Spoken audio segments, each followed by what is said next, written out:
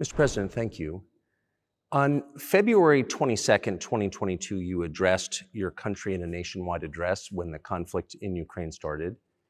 And you said that you were acting because you had come to the conclusion that the United States, through NATO, might initiate a, quote, surprise attack on our country. And to American ears, that sounds paranoid. Tell us why you believe the United States might strike Russia out of the blue. How did you conclude that? It's not that America, the United States, was going to launch a surprise strike on Russia. I didn't say that. Are we having a talk show or a serious conversation? Here's the quote. Thank you. It's a formidable, serious talk. Because your basic education is in history, as far as I understand. Yes. So if you don't mind, I will take only 30 seconds or 1 minute to give you a short reference to history for giving you a little historical background. Please. Let's look where our relationship with Ukraine started from. Where did Ukraine come from? The Russian state started gathering itself as a centralized statehood, and it is considered to be the year of the establishment of the Russian state in 862, when the townspeople of Novgorod invited a Varangian prince, Rurik, from Scandinavia to reign. In 1862, Russia celebrated the 1000th anniversary of its statehood. And in Novgorod, there is a memorial dedicated to the 1000th anniversary of the country. In 882, Rurik's successor, Prince Oleg, who was actually playing the role of regent at Rurik's younger son, because Rurik had died by that time, came to Kiev.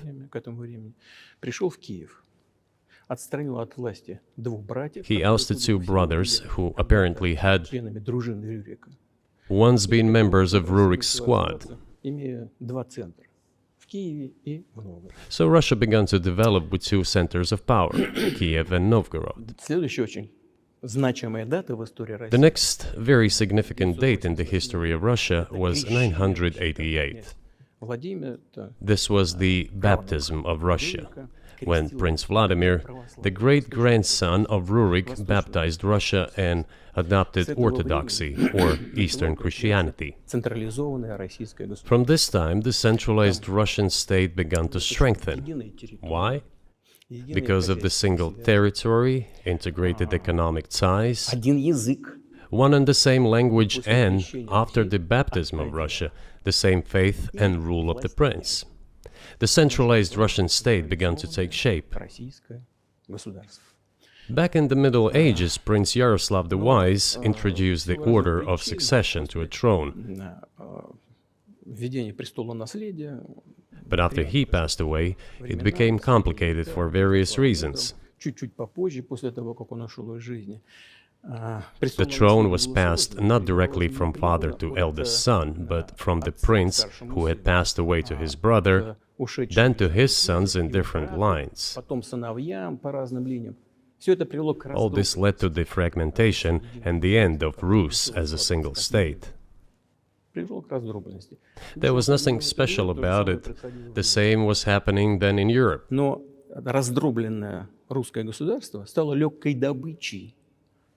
But the fragmented Russian state became an easy prey to the empire created earlier by Genghis Khan. His successors, namely Batu Khan, came to Rus, plundered and ruined nearly all the cities. The southern part, including Kiev, by the way, and some other cities, simply lost independence, while northern cities preserved some of their sovereignty. They had to pay tribute to the horde, but they managed to preserve some part of their sovereignty. And then a unified Russian state began to take shape with its center in Moscow.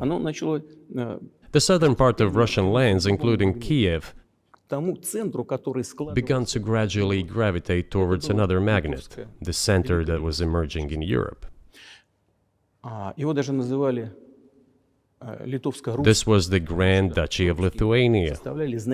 It was even called the Lithuanian-Russian Duchy, because Russians were a significant part of this population.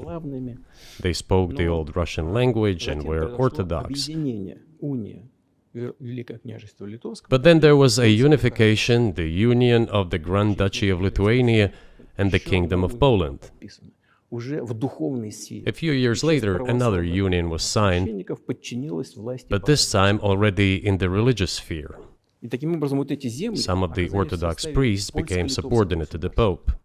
Thus, these lands became part of the Polish-Lithuanian state.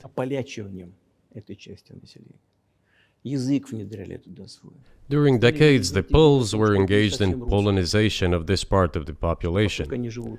They introduced their language there, tried to entrench the idea that this population was not exactly Russians, that because they lived on the fringe, they were Ukrainians.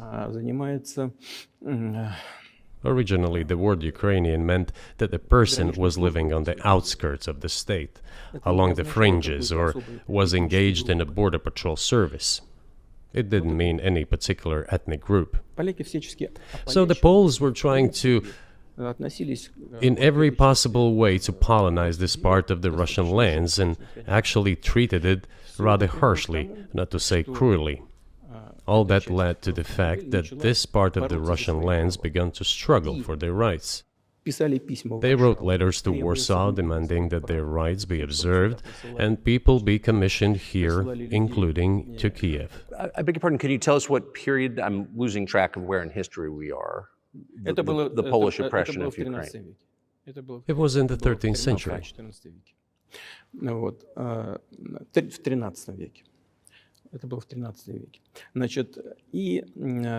Now I will tell you what happened later and give the dates so that there is no confusion. And in 1654, even a bit earlier, the people who were in control of the authority over that part of the Russian lands addressed Warsaw, I repeat, demanding that they send them to rulers of Russian origin and Orthodox faith. When Warsaw did not answer them, and in fact rejected their demands, they turned to Moscow, so that Moscow took them away. So that you don't think that I'm inventing things, I'll give you these documents. Well, it doesn't sound like you're inventing it. I'm not sure why it's relevant to what happened 2 years ago. But still, these are documents from the archives, copies. Here are the letters from Bogdan Khmelnytsky, the man who then controlled the power in this part of the Russian lands that is now called Ukraine. He wrote to Warsaw demanding that their rights be upheld. And after being refused, he began to write letters to Moscow, asking to take them under the strong hand of the Moscow Tsar. There are copies of these documents. I will leave them for your good memory. There is a translation into Russian. You can translate it into English later. Russia would not agree to admit them straight away, assuming that the war with Poland would start. Nevertheless, in 1654, the Pan-Russian Assembly of top clergy and landowners, headed by the Tsar, which was the representative body of the power of the old Russian state, decided to include a part of the old Russian lands into Moscow Kingdom. As expected, the war with Poland began. It lasted 13 years, and then in 1654, a truce was concluded. And 32 years later, I think, a peace treaty with Poland, which they called Eternal Peace, was signed. And these lands, the whole left bank of Dnieper, including Kiev, went to Russia. And the whole right bank of Dnieper remained in Poland. Under the rule of Catherine the Great, Russia reclaimed all of its historical lands, including in the south and west. This all lasted until the revolution. Before World War I, Austrian General Staff relied on the ideas of Ukrainianization and started actively promoting the ideas of Ukraine and the Ukrainianization.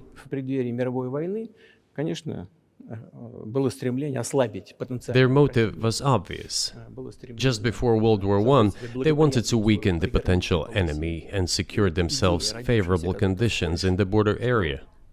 So the idea which had emerged in Poland that people residing in that territory were allegedly not really Russians, but rather belonged to a special ethnic group, Ukrainians, started being propagated by the Austrian General Staff. As far back as the 19th century, theorists calling for Ukrainian independence appeared.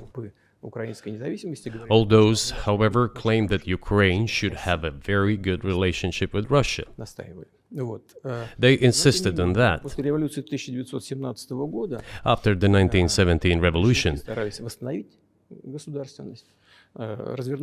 the Bolsheviks sought to restore the statehood, and the civil war began, including the hostilities with Poland. In 1921, peace with Poland was proclaimed, and under that treaty, the right bank of Dnieper River once again was given back to Poland. In 1939, after Poland cooperated with Hitler, it did collaborate with Hitler, you know? Hitler offered Poland peace and a treaty of friendship. An alliance demanding in return that Poland give back to Germany the so-called Danzig corridor, which connected the bulk of Germany with East Prussia and Königsberg.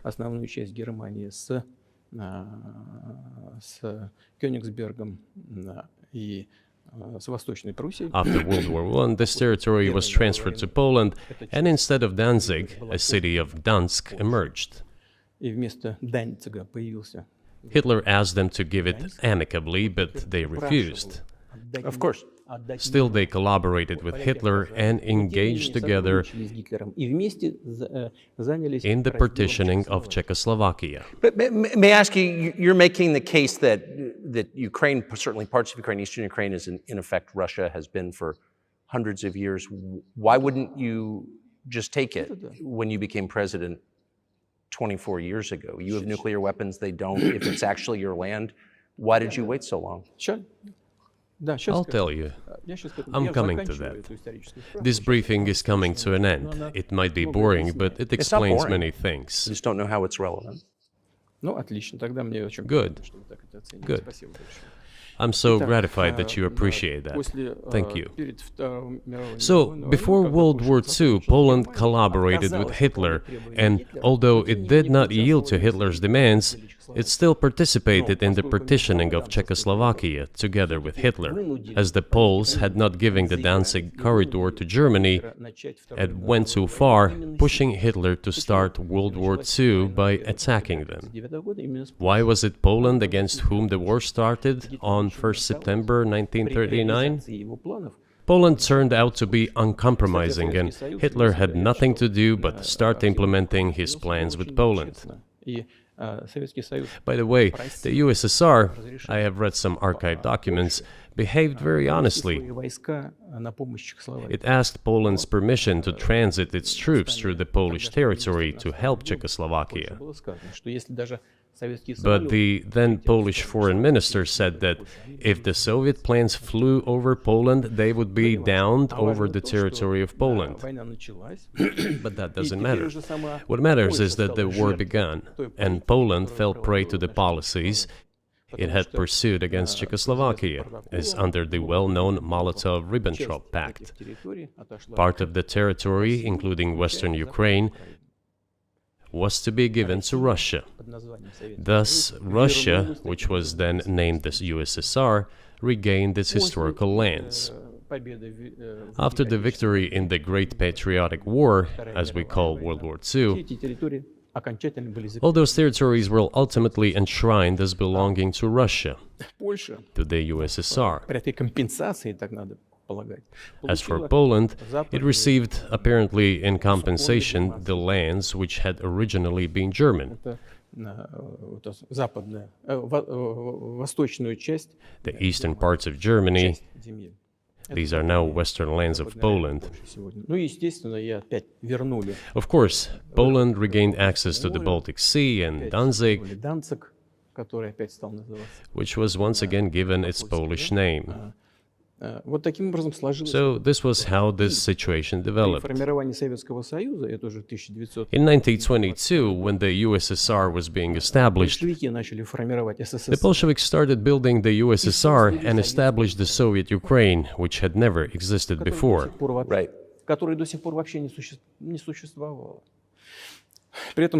Stalin insisted that those republics be included in the USSR as autonomous entities. For some inexplicable reason, Lenin, the founder of the Soviet state, insisted that they be entitled to withdraw from the USSR. And again, for some unknown reasons, he transferred to that newly established Soviet Republic of Ukraine some of the lands together with people living there, even though those lands had never been called Ukraine, and yet they were made part of that Soviet Republic of Ukraine. Those lands included the Black Sea region, which was received under Catherine the Great, and which had no historical connection with Ukraine whatsoever. Even if we go as far back as 1654, when these lands returned to Russian Empire, that territory was the size of 3 to 4 regions of modern Ukraine, with no Black Sea region. That was completely out of the question. In 1654. Exactly. You obviously have encyclopedic knowledge of this region, but why didn't you make this case for the first 22 years as president that Ukraine wasn't a real country?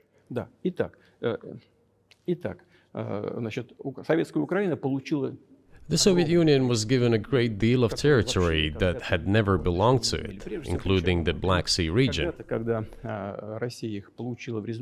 At some point, when Russia received them as an outcome of the Russo-Turkish Wars, they were called New Russia or Novorossiya.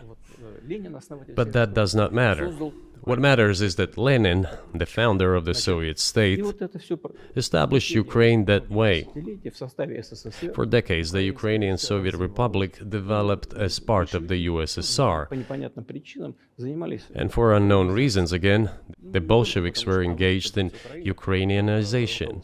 It was not merely because the Soviet leadership was composed to a great extent of those originating from Ukraine. Rather, it was explained by the general policy of indigenization pursued by the Soviet Union. Same things were done in other Soviet republics. This involved promoting national languages and national cultures, which is not bad in principle. That is how the Soviet Ukraine was created. After the World War II, Ukraine received, in addition to the lands that had belonged to Poland before the war, part of the lands that had previously belonged to Hungary and Romania. So Romania and Hungary had some of their lands taken away and given to the Soviet Ukraine, and they still remain part of Ukraine. So in this sense, we have every reason to affirm that Ukraine is an artificial state that was shaped at Stalin's will. Do you believe Hungary has a right to take its land back from Ukraine, and that other nations have a right to go back to their 1654 borders?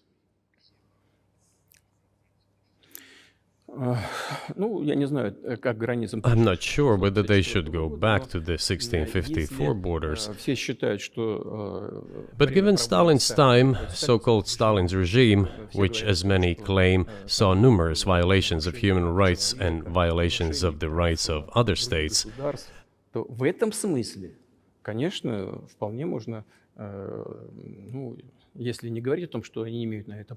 one may say that they could claim back those lands of theirs while having no right to do that.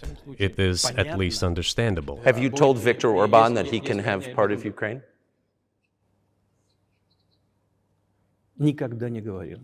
Never. I have never told him. Not a single time. We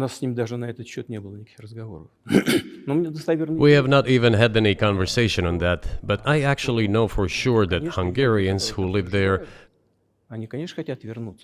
wanted to get back to their historical land. Moreover, I would like to share a very interesting story with you. I digress, it's a personal one. Somewhere in the early 80s, I went on a road trip in a car from then Leningrad across the Soviet Union through Kiev. Made a stop in Kiev and then went to western Ukraine.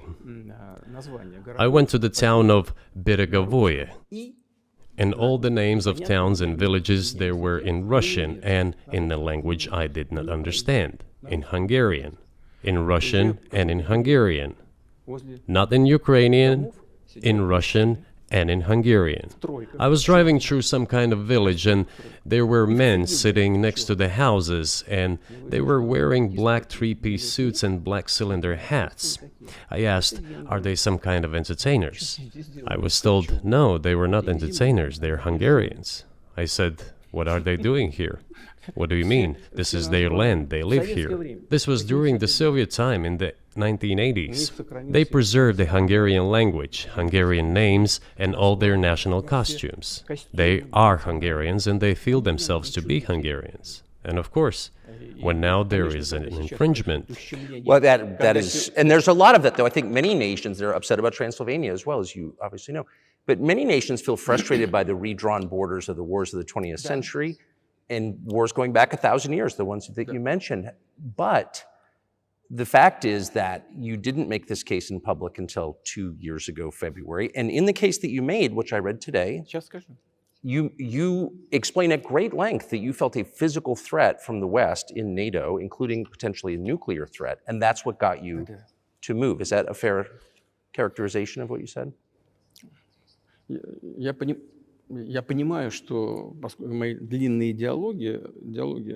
I understand that my long speeches probably fall outside of the genre of the interview. That is why I asked you at the beginning, are we going to have a serious talk or a show? You said a serious talk, so bear with me, please. We're coming to the point where the Soviet Ukraine was established. Then, in 1991, the Soviet Union collapsed, and everything that Russia had generously bestowed on Ukraine was dragged away by the latter. I'm coming to a very important point of today's agenda. Thank you. After all, the collapse of the Soviet Union was effectively initiated by the Russian leadership. I do not understand what the Russian leadership was guided by at the time, but I suspect there were several reasons to think everything would be fine.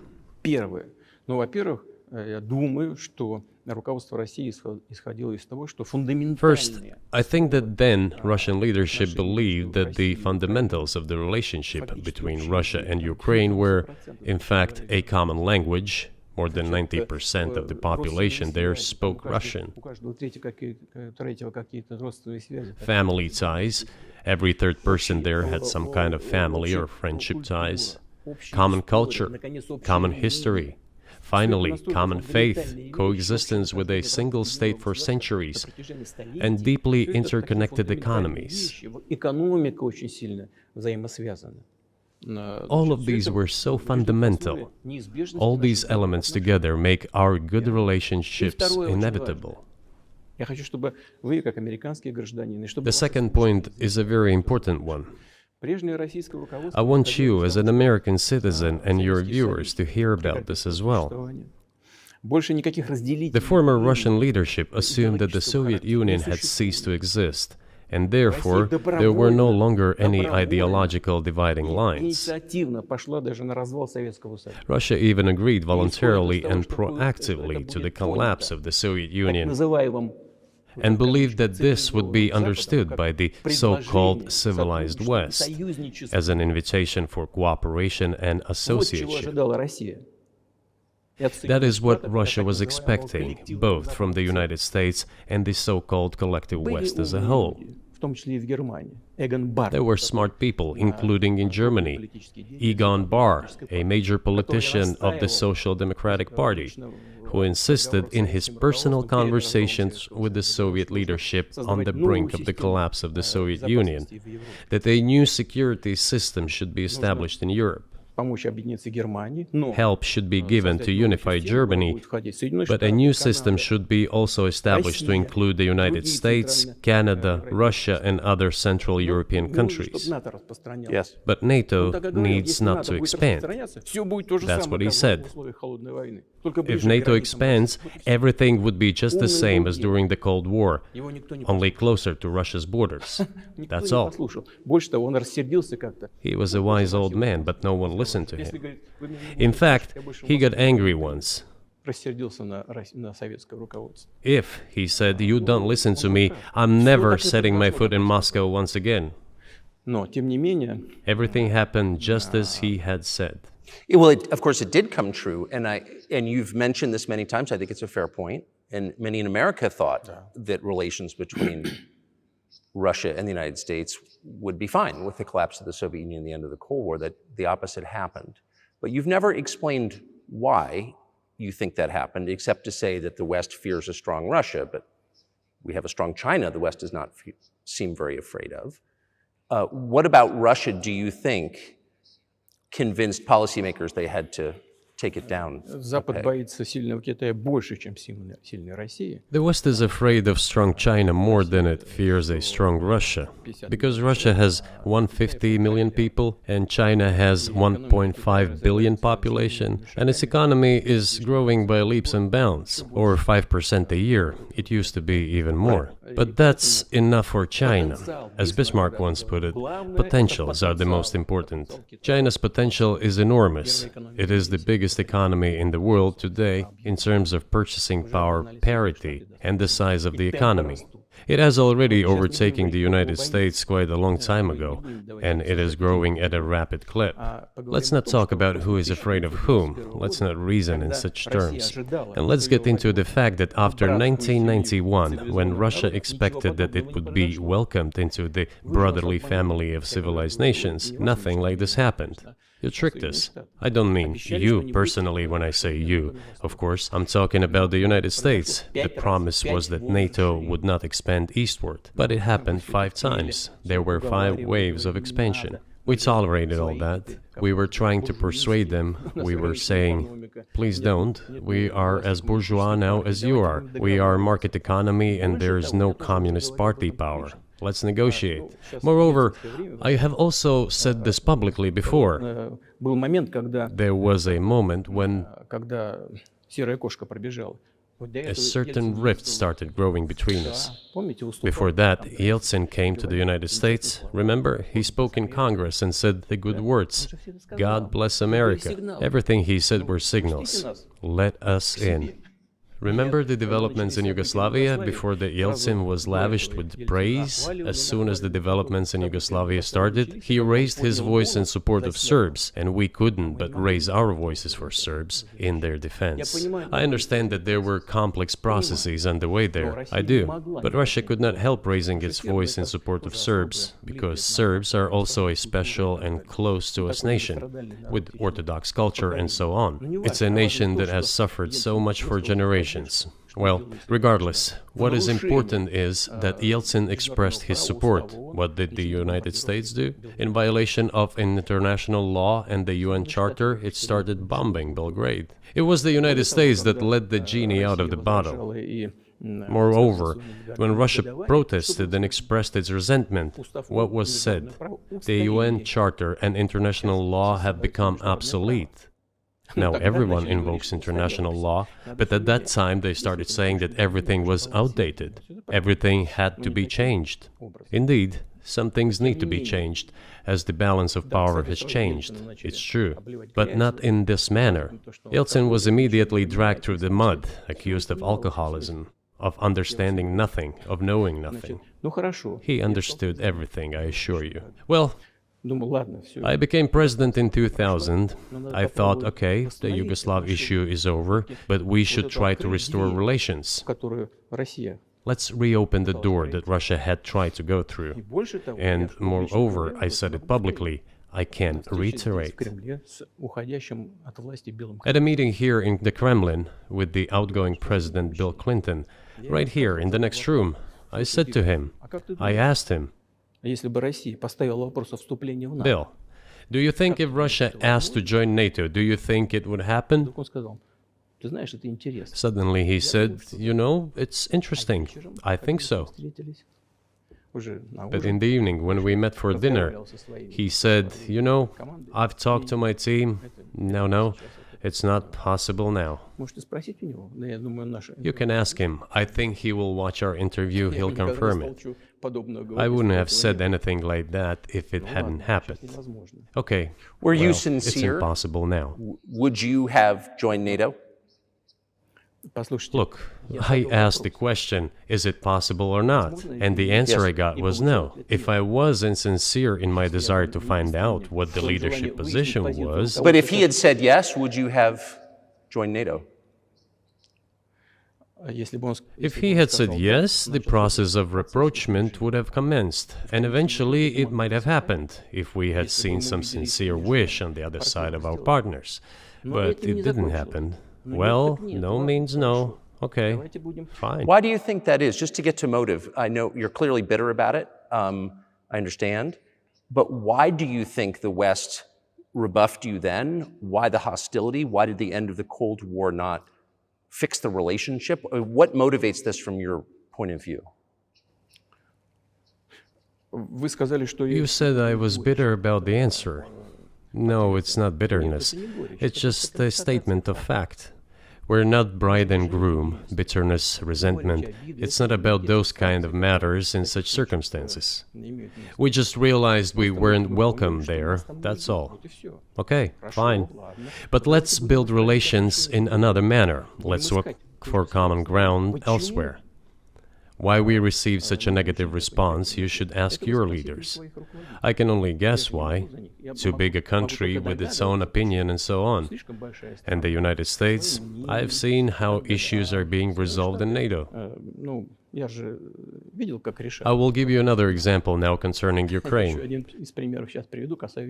The US leadership exerts pressure, and all NATO members obediently vote, even if they do not like something. Now, I'll tell you what happened in this regard with Ukraine in 2008, although it's being discussed. I'm not going to open a secret to you, say anything new. Nevertheless, after that we tried to build relations in different ways. For example, the events in the Middle East, in Iraq. We were building relations with the United States in a very soft, prudent, cautious manner. I repeatedly raised the issue that the United States should not support separatism or terrorism in the North Caucasus. But they continue to do it anyway. And political support, information support, financial support, even military support came from the United States and its satellites for terrorist groups in the Caucasus. I once raised this issue with my colleague, also the President of the United States. He says, "It's impossible. Do you have proof?" I said, "Yes." I was prepared for this conversation, and I gave him that proof. He looked at it, and you know what he said? "I apologize, but that's what happened." I'll quote. He says, "Well, I'm gonna kick their ass." We waited and waited for some response. There was no reply. I said to the FSB director, "Write to the CIA, what is the result of the conversation with President?" He wrote once, twice, and then we got a reply. We have the answer in the archive. The CIA replied, "We have been working with the opposition in Russia. We believe that this is the right thing to do, and we will keep on doing it." Just ridiculous. Well, okay. We realized that it was out of the question. Forces in opposition to you. So you're saying the CIA is trying to overthrow your government? Of course, they meant in that particular case the separatists, the terrorists who fought with us in the Caucasus. That's who they called the opposition. This is the second point. The third moment is a very important one. is the moment when the US missile defense system was created. The beginning. We persuaded for a long time not to do it in the United States. Moreover, after I was invited by Bush Jr.'s father, Bush Sr., to visit his place on the ocean, I had a very serious conversation with President Bush and his team. I proposed that the United States, Russia, and Europe jointly create a missile defense system that, we believe, if created unilaterally, threatens our security, despite the fact that the United States officially said that it was being created against missile threats from Iran. That was the justification for the deployment of the missile defense system. I suggested working together, Russia, the United States, and Europe. They said it was very interesting. They asked me, "Are you serious?" I said, "Absolutely." Let me ask, what year was this? I don't remember. It is easy to find out on the internet when I was in the USA at the invitation of Bush Sr. It is even easier to learn from someone I'm going to tell you about. I was told it was very interesting. I said, just imagine if we could tackle such a global strategic security challenge together. The world would change. We'll probably have disputes, probably economic and even political ones, but we could drastically change the situation in the world. He says yes, and asks, "Are you serious?" I said, "Of course. We need to think about it," I'm told. I said, "Go ahead, please." Then Secretary of Defense Gates, former director of CIA, and Secretary of State Rice came in here, in this cabinet, right here at this table. They sat on this table. Me, the foreign minister, the Russian defense minister on that side. They said to me, "Yes, we have thought about it. We agree." I said, "Thank God, great, but with some exceptions." So twice you've described US presidents making decisions and then being undercut by their agency heads. So it sounds like you're describing a system that's not run by the people who were elected, in your telling. That's right, that's right. In the end, they just told us to get lost. I'm not going to tell you the details because I think it's incorrect. After all, it was confidential conversation. But our proposal was declined. That's a fact. It was right then when I said, "Look, but then we will be forced to take countermeasures. We will create such strike systems that will certainly overcome missile defense systems." The answer was, "We are not doing this against you, and you do what you want," assuming that it is not against us, not against the United States. I said, "Okay, very well." That's the way it went. And we created hypersonic systems with intercontinental range, and we continue to develop them. We are now ahead of everyone, the United States and the other countries, in terms of the development of hypersonic strike systems, and we are improving them every day. But it wasn't us. We proposed to go the other way, and we were pushed back. Now, about NATO's expansion to the east. Well, we were promised no NATO to the east, not an inch to the east, as we were told. And then what? They said, well, it's not enshrined on paper, so we'll expand. So there were 5 waves of expansion, the Baltic states, the whole of Eastern Europe, and so on. And now I come to the main thing. They have come to the Ukraine, ultimately. In 2008, at the summit in Bucharest, they declared that the doors for Ukraine and Georgia to join NATO were open. Now about how decisions are made there. Germany, France seem to be against it, as well as some other European countries.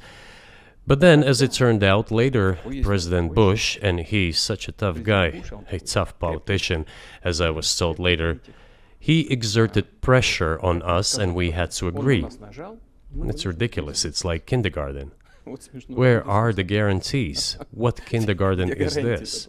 What kind of people are these? Who are they? You see, they were pressed, they agreed. And then they say, Ukraine won't be in the NATO, you know? I say, I don't know. I know you agreed in 2008. Why won't you agree in the future? Well, they pressed us then. I say, why won't they press you tomorrow? And you'll agree again. Well, it's nonsensical. Who's there to talk to? I just don't understand. We're ready to talk. But with whom? Where are the guarantees? None. So they started to develop the territory of Ukraine. Whatever is there, I have told you the background, how this territory developed, what kind of relations there were with Russia. Every second or third person there has always had some ties with Russia. And during the elections, in already independent, sovereign Ukraine, which gained its independence as a result of the Declaration of Independence, and by the way, it says that Ukraine is a neutral state, and in 2008, suddenly the doors or gates to NATO were open to it. Oh, come on. This is not how we agreed. Now, all the presidents that have come to power in Ukraine, they relied on electorate with a good attitude to Russia in one way or the other. This is the southeast of Ukraine. This is a large number of people.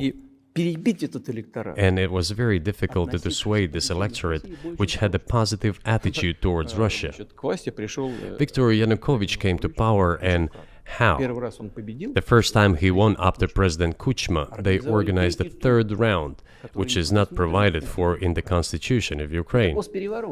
This is a coup d'etat. Just imagine, someone in the United States wouldn't like the outcome. In 2014? Before that. No, this was before that. After President Kuchma, Viktor Yanukovych won the elections. However, his opponents did not recognize that victory. The US supported the opposition, and the third round was scheduled. What is this? This is a coup. The US supported it, and the winner of the third round came to power. Imagine if in the US something was not to someone's liking, and the third round of election, which the US Constitution does not provide for, was organized. Nonetheless, it was done in Ukraine. Okay, Viktor Yushchenko, who was considered a pro-Western politician, came to power. Fine, we have built relations with him as well. He came to Moscow with visits. We visited Kiev. I visited too. We met in an informal setting. If he's pro-Western, so be it. It's fine. Let people do their job. The situation should have developed inside the independent Ukraine itself. As a result of Kuchma's leadership, things got worse and Viktor Yanukovych came to power after all. Maybe he wasn't the best president and politician, I don't know. I don't want to give assessments. However, the issue of the association with the EU came up. We have always been lenient to this, suit yourself. But when we read through the Treaty of Association, it turned out to be a problem for us, since we had a free trade zone and open customs borders with Ukraine, which under this association had to open its borders for Europe, which could have led to flooding of our market. We said, no, this is not going to work. We shall close our borders with Ukraine then. The customs borders, that is. Yanukovych started to calculate how much Ukraine was going to gain, how much to lose, and said to his European partners, I need more time to think before signing. The moment he said that, the opposition began to take destructive steps which were supported by the West. It all came down to Maidan and a coup in Ukraine. So he did more trade with Russia than with the EU. Ukraine did. Of course. It's not even the matter of trade volume, although for the most part it is. It is the matter of cooperation ties, which the entire Ukrainian economy was based on. The cooperation ties between the enterprises were very close since the times of the Soviet Union. One enterprise there used to produce components to be assembled both in Russia and Ukraine, and vice versa. They used to be very close ties. A coup d'etat was committed, although I shall not delve into details now, as I find doing it inappropriate, the US told us. Calm Yanukovych down, and we will calm the opposition. Let the situation unfold in the scenario of a political settlement. We said, all right, agreed, let's do it this way. As the Americans requested, Yanukovych did use neither the armed forces nor the police, yet the armed opposition committed a coup in Kiev. What is that supposed to mean? Who do you think you are? I wanted to ask the then US leadership. With the backing of whom? With the backing of CIA, of course. The organization you wanted to join back in the day, as I understand. We should thank God they didn't let you in. Although, it is a serious organization. I understand. My former vis-a-vis in the sense that I served in the first main directorate, Soviet Union's intelligence service. They have always been our opponents. A job is a job. Technically, they did everything right. They achieved their goal of changing the government. However, from political standpoint, it was a colossal mistake. Surely it was political leadership's miscalculation. They should have seen what it would evolve into.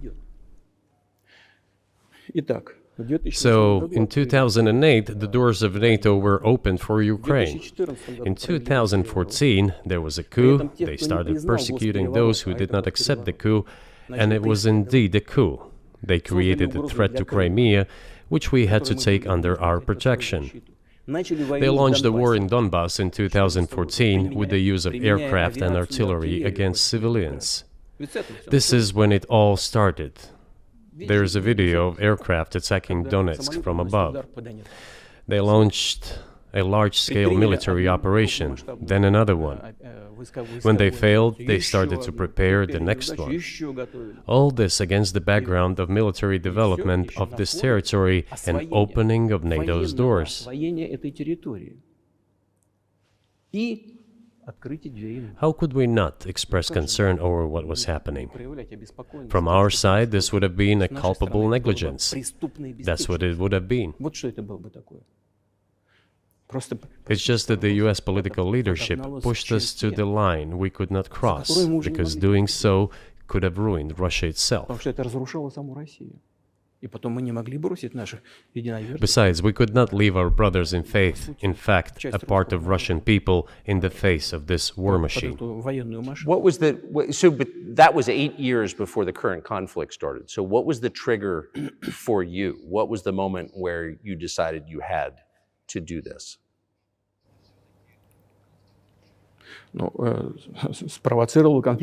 Initially, it was the coup in Ukraine that provoked the conflict. By the way, back then the representatives of 3 European countries, Germany, Poland and France, arrived. They were the guarantors of the signed agreement between the government of Yanukovych and the opposition. They signed it as guarantors. Despite that, the opposition committed a coup, and all these countries pretended that they didn't remember that they were guarantors of the peaceful settlement. They just threw it in the stove right away, and nobody recalls that. I don't know if the US know anything about the agreement between the opposition and the authorities, and its 3 guarantors who, instead of bringing this whole situation back in the political field, supported the coup. Although it was meaningless, believe me, because President Yanukovych agreed to all conditions. He was ready to hold an early election, which he had no chance of winning, frankly speaking. Everyone knew that. Then why the coup? Why the victims? Why threatening Crimea? Why launching an operation in Donbass? This I do not understand. That is exactly what the miscalculation is. CIA did its job to complete the coup. I think one of the deputy secretaries of state said that it cost a large sum of money, almost 5 billion. But the political mistake was colossal. Why would they have to do that? All this could have been done legally, without victims, without military action, without losing Crimea. We would have never considered to even lift a finger if it hadn't been for the bloody developments on Maidan. because we agreed with the fact that after the collapse of the Soviet Union, our borders should be along the borders of former Union's republics. We agreed to that, but we never agreed to NATO's expansion, and moreover, we never agreed that Ukraine would be in NATO. We did not agree to NATO bases there without any discussion with us. For decades, we kept asking, don't do this, don't do that. And what triggered the latest events? Firstly, the current Ukrainian leadership declared that it would not implement the Minsk agreements, which had been signed, as you know, after the events of 2014 in Minsk, where the plan of peaceful settlement in Donbass was set forth. But no, the current Ukrainian leadership, foreign minister, all other officials, and then president himself said that they don't like anything about the Minsk agreements. In other words, they were not going to implement it.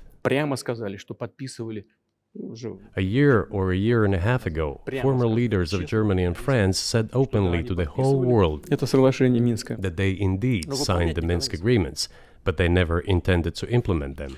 They simply led us by the nose. Was there anyone for you to talk to? Did you call a U.S. President, Secretary of State and say, if you keep militarizing Ukraine with NATO forces, this is going to be we're going to act?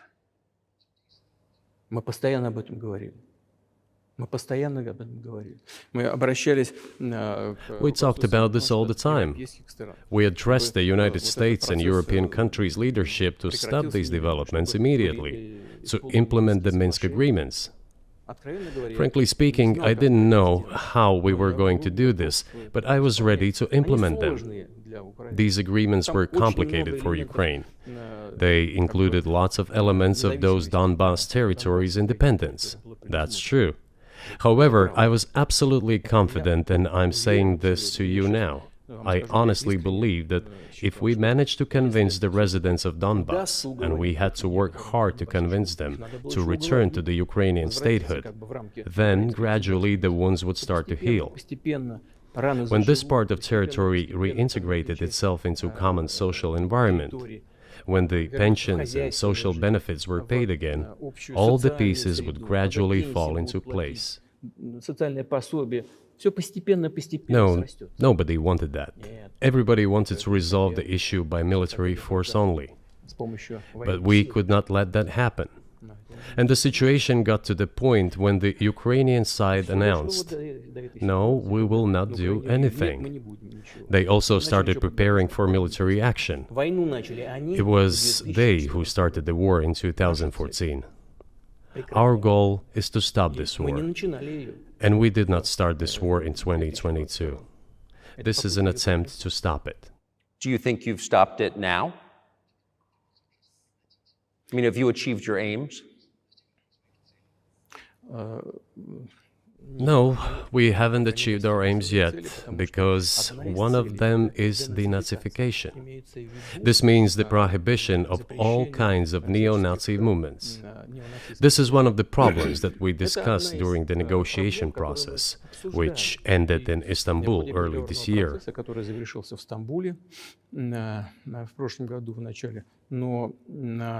And it was not our initiative, because we were told by the Europeans, in particular, that it was necessary to create conditions for the final signing of the documents. My counterparts in France and Germany said, how can you imagine them signing a treaty with a gun to their heads? The troops should be pulled back from Kiev. I said, all right. We withdrew the troops from Kiev. As soon as we pulled back our troops from Kiev, our Ukrainian negotiators immediately threw all our agreements reached in Istanbul into the bin and got prepared for a long-standing armed confrontation with the help of the United States and its satellites in Europe. That is how the situation has developed, and that is how it looks now. But what is, pardon my ignorance, what is denazification? What would that mean? What is... Да, вот я как раз хочу сейчас об этом сказать. Это очень важный вопрос. Денацификация. That is what I want to talk about right now. It is a very important issue. Denazification. After gaining independence, Ukraine began to search, as some Western analysts say, its identity. And it came up with nothing better than to build this identity upon some false heroes who collaborated with Hitler.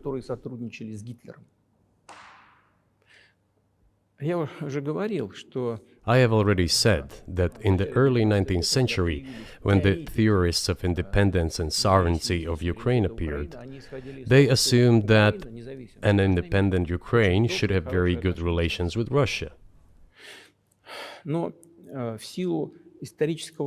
But due to the historical development, those territories were part of the Polish-Lithuanian Commonwealth. Poland, where Ukrainians were persecuted and treated quite brutally as well as were subject to cruel behavior.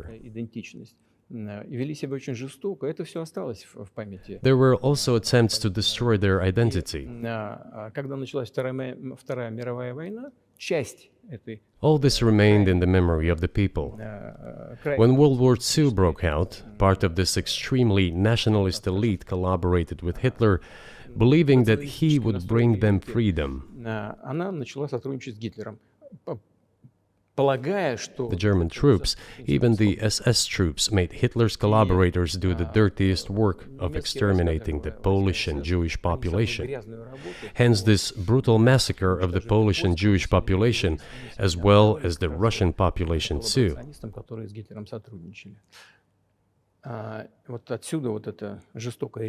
This was led by the persons who are well known, Bandera, Shukevich. It was those people who were made national heroes. That is the problem.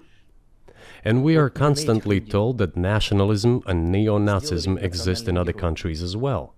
Yes, they are seedlings, but we uproot them, and other countries fight against them. But Ukraine is not the case. These people have been made into national heroes in Ukraine. Monuments to those people have been erected. They are displayed on flags. Their names are shouted by crowds that walk with torches, as it was in Nazi Germany.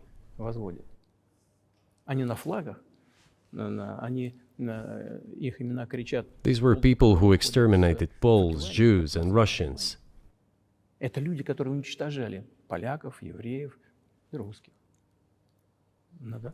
It is necessary to stop this practice and prevent the dissemination of this concept. I say that Ukrainians are part of the one Russian people. They say, no, we are a separate people. Okay, fine. If they consider themselves a separate people, they have the right to do so, but not on the basis of Nazism, the Nazi ideology. Would you be satisfied with the territory that you have now? Нет, закончим. Вы же задали вопрос по неонацизму и денацификации. I will finish answering the question. You just asked a question about neo-Nazism and denazification. Look, the president of Ukraine visited Canada. This story is well known, but being silenced in the Western countries. The Canadian Parliament introduced a man who, as the Speaker of the Parliament said, fought against the Russians during the World War II. Well, who fought against the Russians during the World War II? Hitler and his accomplices. It turned out that this man served in the SS troops. He personally killed Russians, Poles, and Jews. The SS troops consisted of Ukrainian nationalists who did this dirty work. The president of Ukraine stood up with the entire Parliament of Canada and applauded this man. How can this be imagined? The president of Ukraine himself, by the way, is a Jew by nationality. Really, my question is, what do you do about it? I mean, Hitler's been dead for 80 years. Nazi Germany no longer exists. And so, true. And so, I think what you're saying is you want to extinguish or at least control Ukrainian nationalism. But how? How do you do that? Вот послушайте меня. Ваш вопрос очень тонкий. Listen to me. Your question is very subtle, and I can tell you what I think. Do not take offense. Of course. Он, казалось бы, тонкий, он очень противный, этот вопрос. This question appears to be subtle. It is quite pesky. Значит, You say Hitler has been dead for so many years, люди, которые 80 years. уничтожали But his евреев, example русских, lives on. поляков, живы. People who exterminated Jews, Russians, and Действующий Poles are президент alive. сегодняшней Украины And the аплодирует president, ему the в current канадском president of парламенте, today's Ukraine, аплодирует, applauds him стоя. in the Canadian parliament, Разве мы gives можем a сказать, что standing мы ovation. целиком выкорчевали Can we эту say that идеологию, we have если completely то, что мы uprooted видим, this происходит ideology сегодня? if what we see is Вот что happening такое today? денацификация в нашем That понимании. is what Надо denazification избавиться от is тех in людей, our которые, understanding. эту We have to get rid of those people who теорию maintain практику this concept and support this оставляют в practice жизни and и try to стараются preserve it. сохранить. That Вот is что what такое denazification денацификация. is. Вот That что мы под is этим what we понимаем. mean. Right. My question was a little more specific. It was, of course, not a defense of Nazis, neo or otherwise. It was a practical question. You don't control the entire country. You don't control Kiev. You don't seem like you want to. So how do you eliminate a culture or an ideology or feelings or a view of history in a country that you don't control? What do you do about that? А вот знаете, как вам не покажется странным, в ходе переговоров в Стамбуле You know, as strange as it may seem to you, during the negotiations in Istanbul, we did agree that we have it all in writing. Neo-Nazism would not be cultivated in Ukraine, including that it would be prohibited at the legislative level. Mr. Carson, we agreed on that. This, it turns out, can be done during the negotiation process. And there's nothing humiliating for Ukraine as a modern civilized state. Is any state allowed to promote Nazism? It is not, is it? Oh, That is it. Ведь нет, правда? Вот и все. will there be talks, and why haven't there been talks about resolving the conflict in Ukraine, peace talks? Они были, они дошли до очень высокой стадии согласования позиций, сложно. They have been.